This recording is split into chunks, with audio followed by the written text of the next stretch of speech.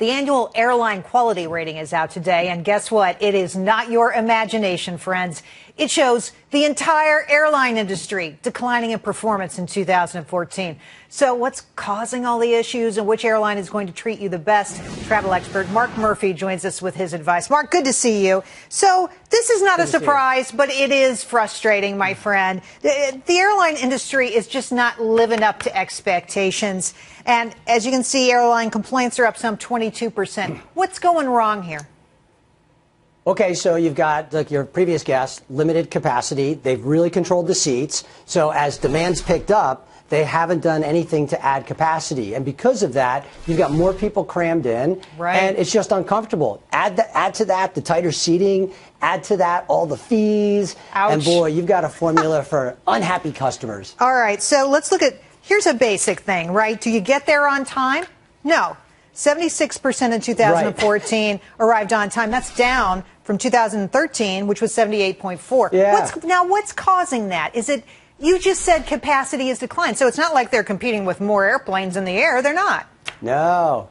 Well, think about it. You go to check in. They're going to whack you for the bag, right? So what do? You schlep the bag on board. You've got a full plane, so more people to get into their seats. They're trying to get their luggage up. They can't get their luggage up, right? Because forget about it. You know, there's so much up there. Then you have to march the bags up to the front of the plane, gate check them there, right? So when you start thinking about what the airlines have created is they've created this process that delays the flights. You know, it's remarkable. I understand. Look. So lost luggage, though, even though you're putting it overhead, up 13%. Now, why would that be? I don't understand. Again, you know, misconnections, delayed flights, things like that. And there's a bigger strain because it's not like they're adding more baggage handlers per plane. So now there's more baggage to handle off of each plane. So when you combine those two up, you're going to have a formula for some more lost stuff.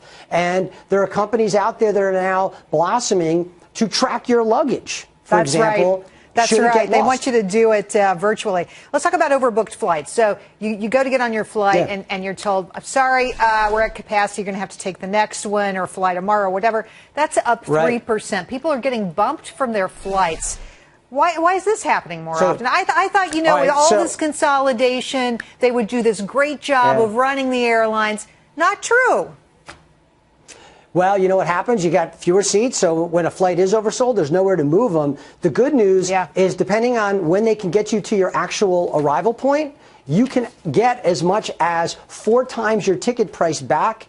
I think it's up to $1,300 now as compensation. So you will get compensated if you get bumped, and they can't get you to your flight, to your final destination in a reasonable time. And that's a set rule. So you're good with some cash if you get bumped. And they also look for volunteers initially. Right, they do take volunteers initially.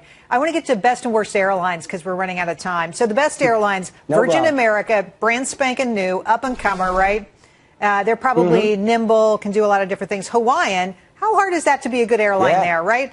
The weather is good. You're never being delayed for weather. And then Delta, which is interesting because Delta is one of those mergers.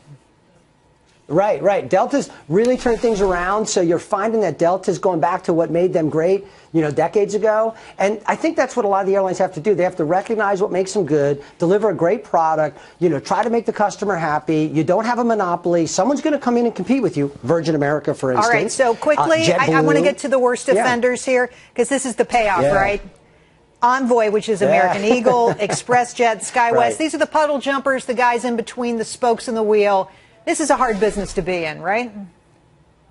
Bingo. Regional jets. Right. So what gets delayed when you're flying in on a regional jet, if they can hold you up but let a bigger jet in, they're going to defer to the larger jet with more connecting passengers. That's part of what they do. So you may find that you get delayed, but the big jet comes in and those guys get on their way. You're kind of second down on the tier. And that's a problem. Yeah, a little bit. Mark, I agree. And my friend, I like the beard. Very good. Thanks for coming on the show tonight. Thank you. Good to see you.